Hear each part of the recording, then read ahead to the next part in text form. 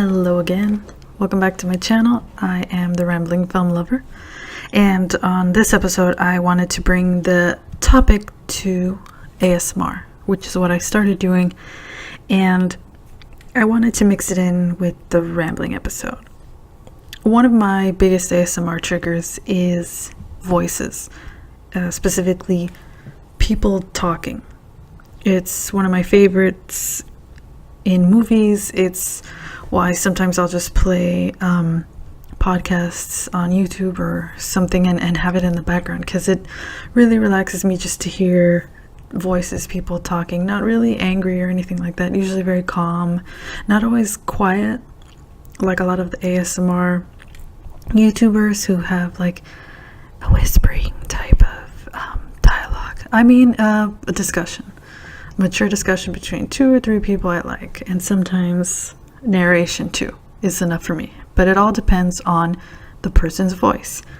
And since I'm a huge cinephile, a lot of my life has been influenced by films, so it shouldn't really be too much of a surprise that for this episode I'm going to specify my main ASMR trigger in the form of a top 5.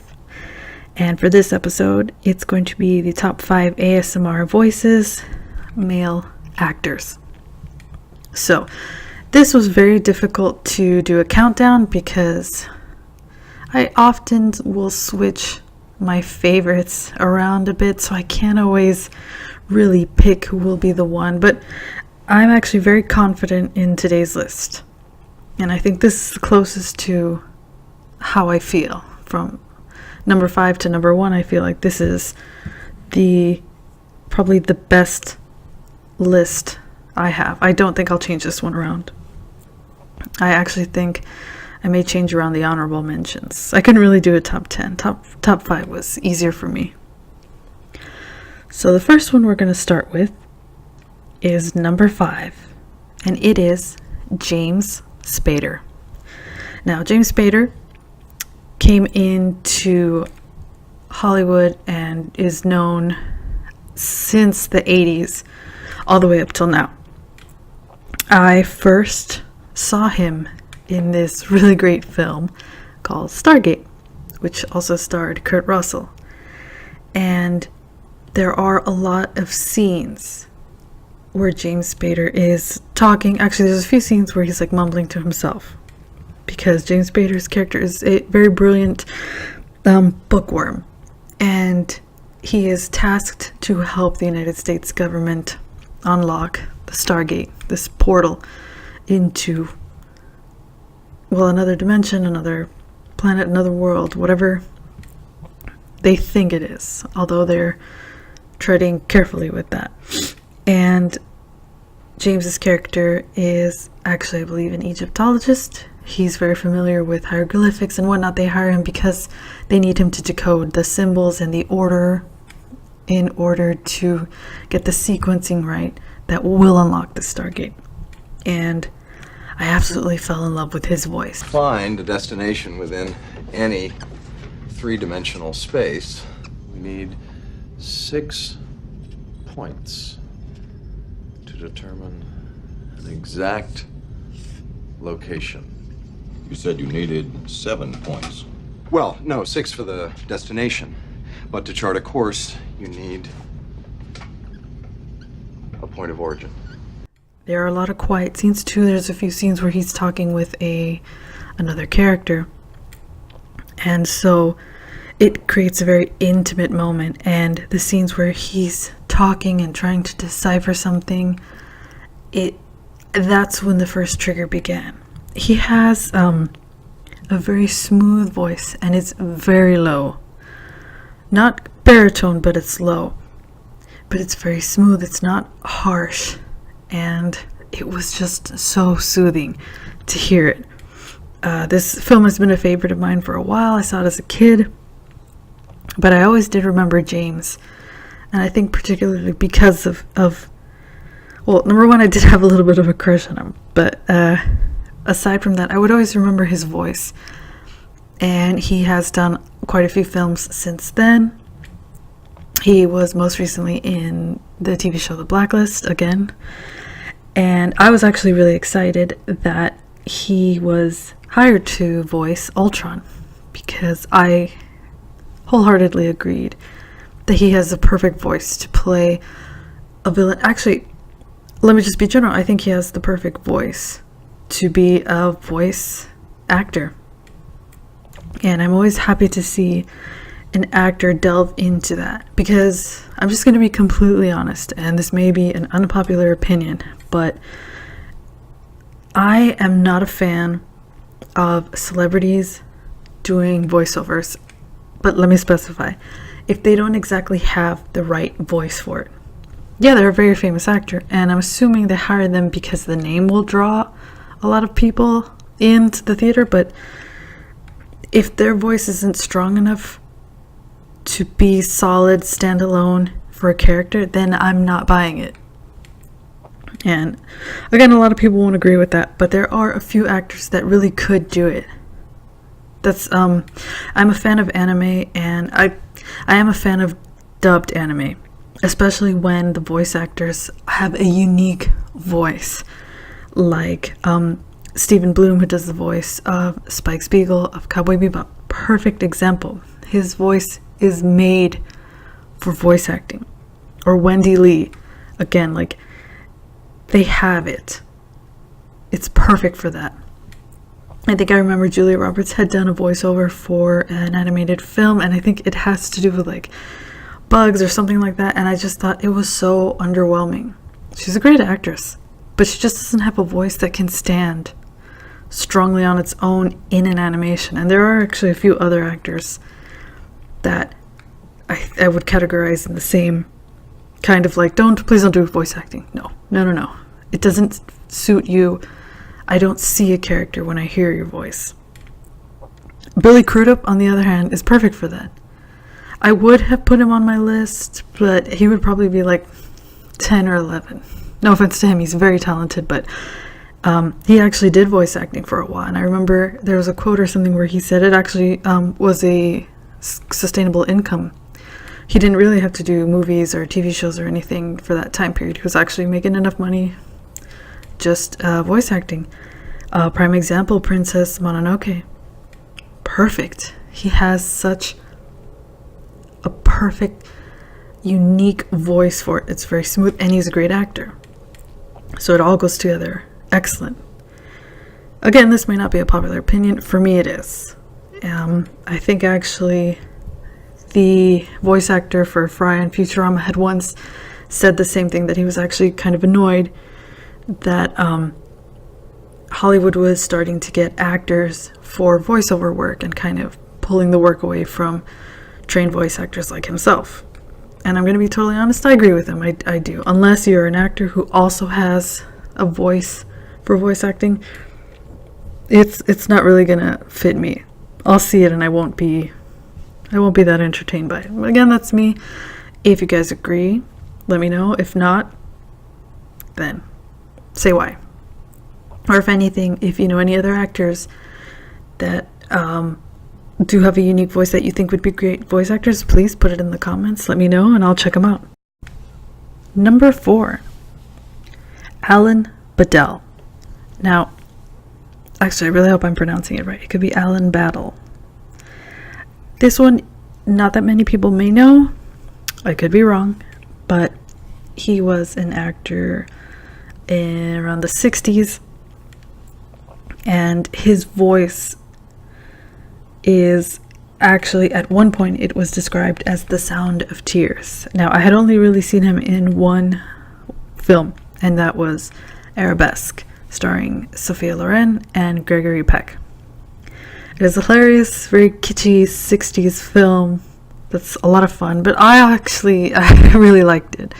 I think Gregory Peck had notoriously kind of looked down upon it a bit, or it was around that time that he didn't know what was coming in films in the 60s. They were kind of having fun with it.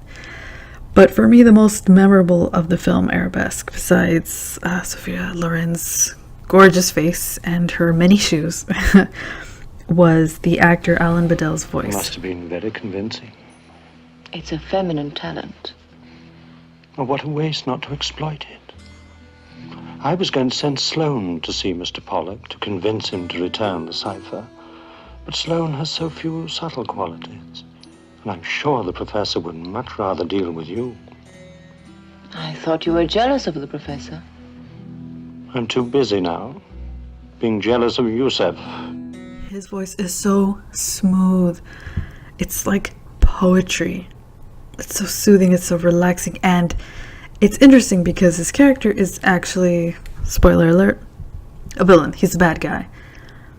But I always think it's a little more effective when they are a bad guy and are very, very calm. For me, that's actually a bit more intimidating than screaming or roaring or bellowing. It's almost like we expect that. But when somebody is very calm and they're issuing threats to you, at least for me, I can't help but be intimidated. I can't help but feel that fear. They're so calm. And they're talking about ending my life.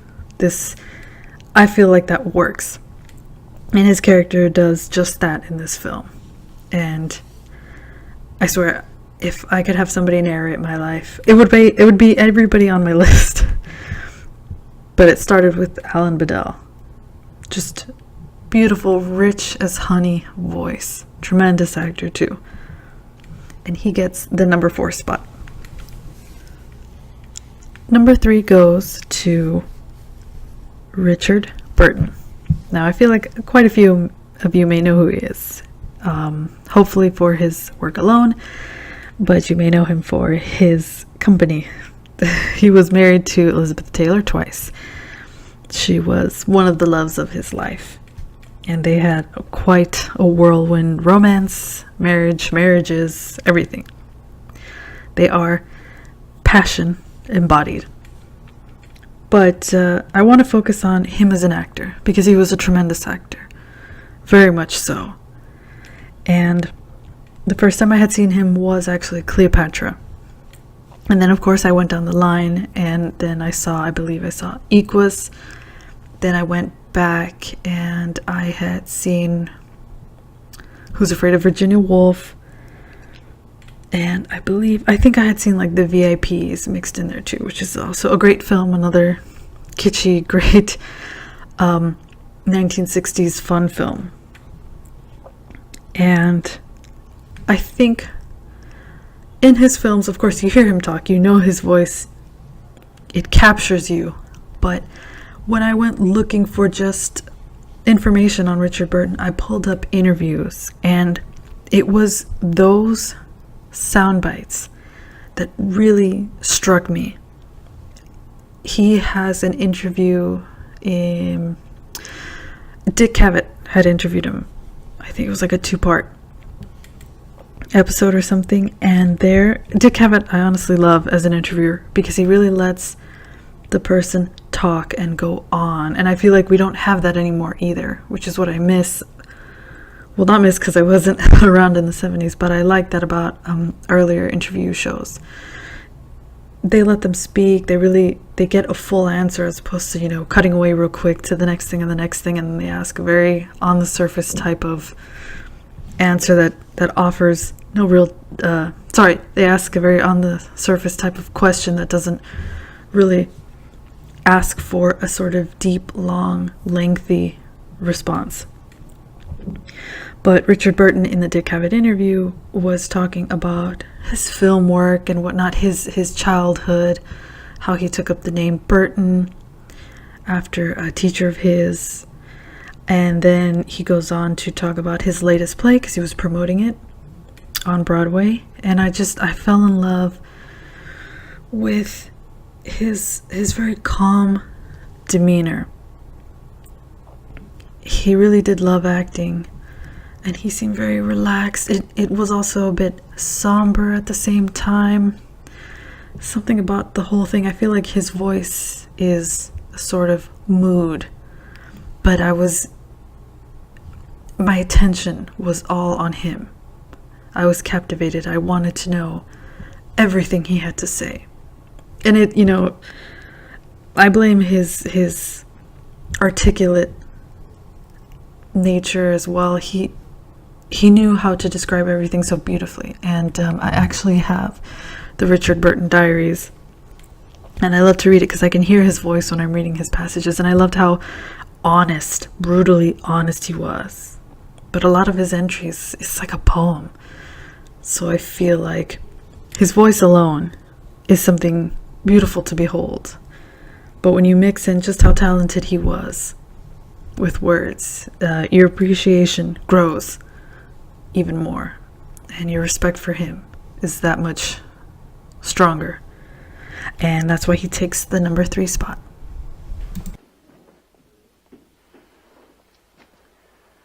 Anne, you see before you not the king, but a poor fellow as uncertain, as eager, as hopeful, as afraid as any man that ever fell in love.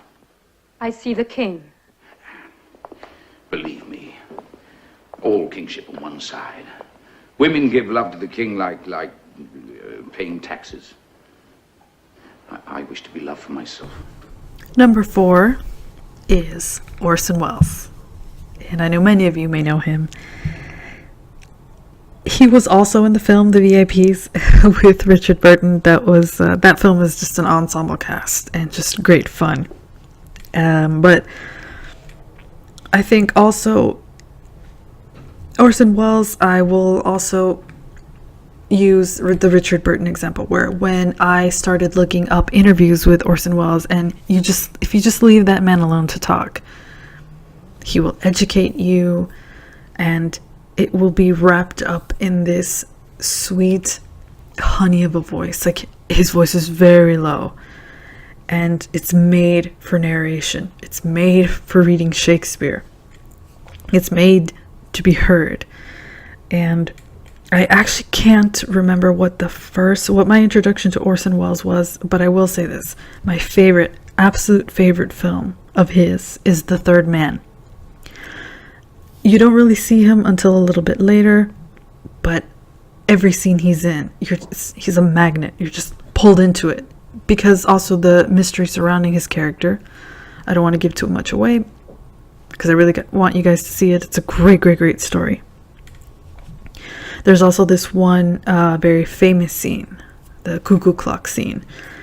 And I just love everything when he's talking to the other character played by Joseph Cotton, and he's kind of explaining, he has a perfect explanation kind of for why his character is the way he is and whatnot.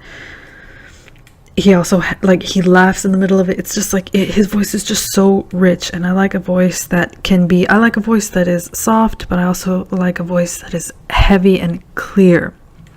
And if you want to talk about articulate, well, Orson Welles is right in there. I remember he was married to Rita Hayworth, and the couple was named Beauty and the Brain because he was always known for being a very intelligent man. And so he did do a lot of interviews. I mean, hell, he was on the radio, for God's sakes. He did the infamous War of the Worlds, I don't want to say prank, but it did scare an entire nation. Everybody thought we were being invaded. But that's how he was introduced to American audiences. And then he bust onto the Hollywood scene with Citizen Kane, which is a great film. Still, The Third Man is my favorite. But his voice, I mean, you know it before anything else. If you hear it, you know it's him. And I remember in that cartoon, I believe The Critic, there is a character, Orson Welles appears there, and I forgot the name of the voice actor, I'm so sorry. He did a very good job trying to mimic it. It's a comedic twist on his voice, but I loved it because it tried to really grab his inflections and everything, and although it makes me laugh, I can still appreciate it because I know what they were trying to do, and I honestly think it was hilarious. But it always makes you want to go back and catch another film of his, or see some of his black and white interviews. Like there was an interview he had called The Paris Interview. I'll see if I can pull that one up.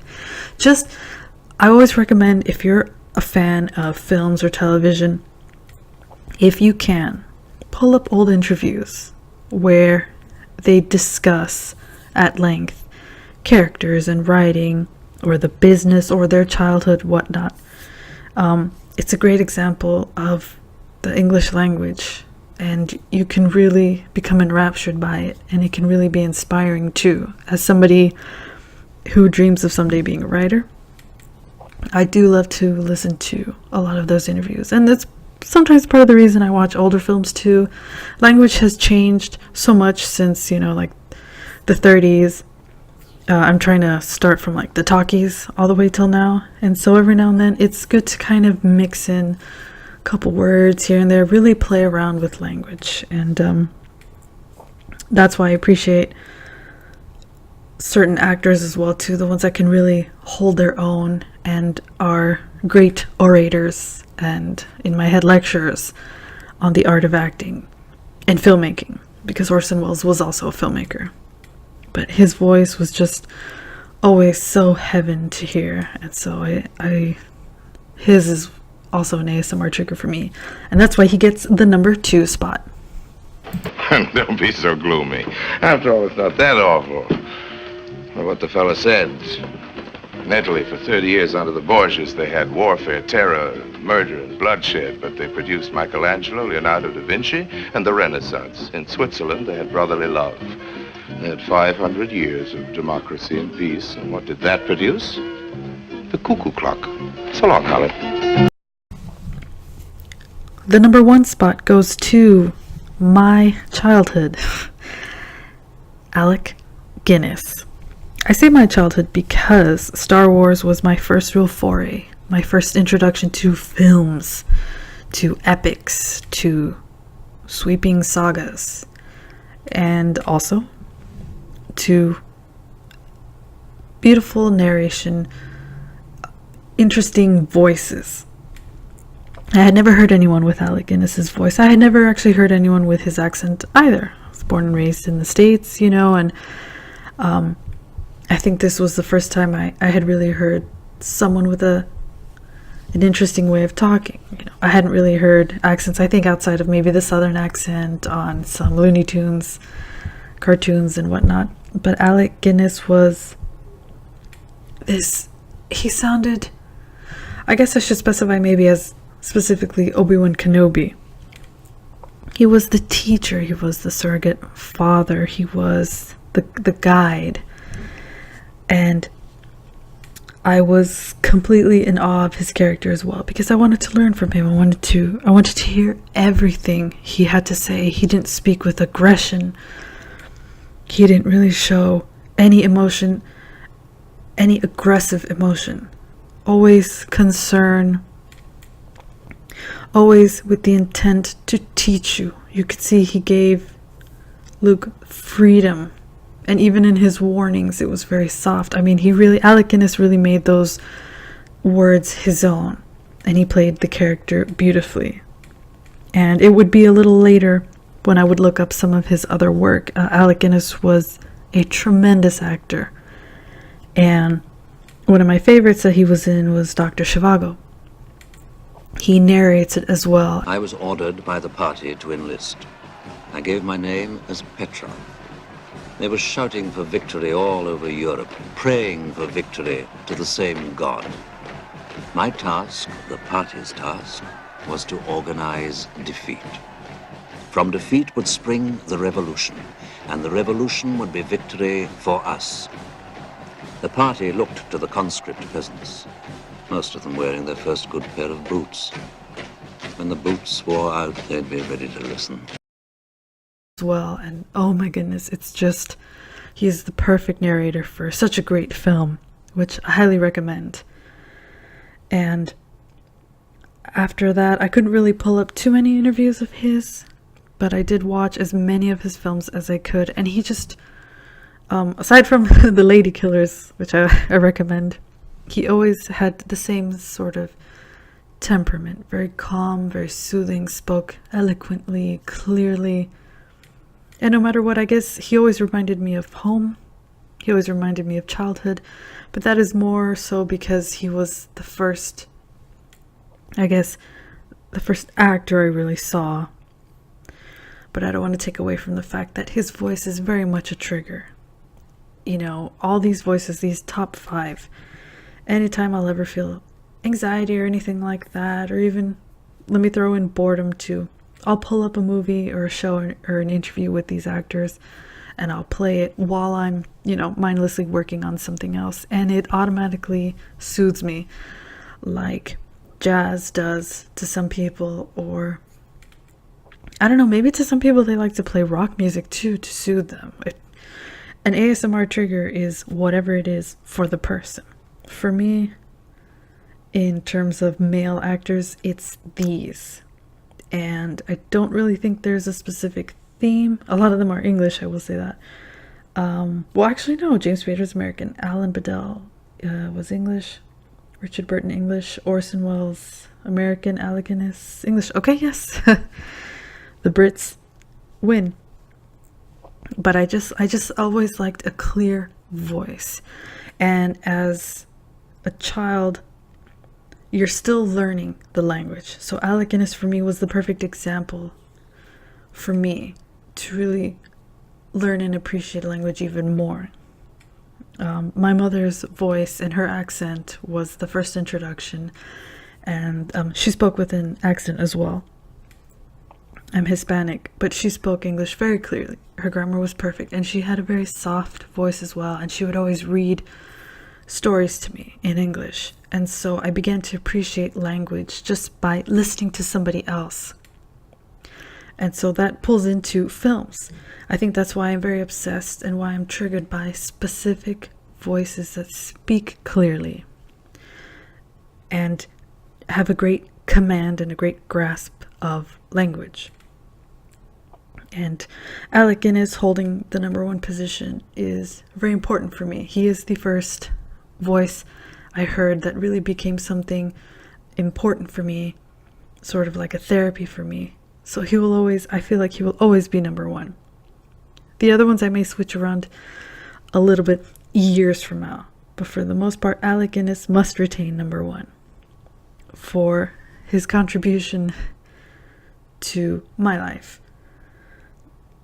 I really love language because of him and the other actors as well. And so that I feel like I didn't realize it was ASMR until, you know, my adult years when I found out what ASMR was, and I realized, well, voices really impacted me like tapping does, like whispers, like clicking, like maybe soft scraping, like typing, like soft scratches, like squishing, you know, like crunches, all of that. These voices, these actors did the same for me. And I wonder if they do the same for you. If you guys have any specific actors' voices that trigger you that aren't included here, please let me know. Put them in the comments below. Or maybe there's a prime example, like a film, an episode from a TV show, a monologue that an actor has that really triggered you. Please let me know. Let me know what you think of my top 5 list, and I'll see if I can do an honorable mentions list, because there's a few other actors out there that I feel like I should throw in there as well that were instrumental in my life growing up too. Thanks again, guys, for joining me, and I hope you have a great day, and I'll be putting up a new episode soon. Thanks. Bye.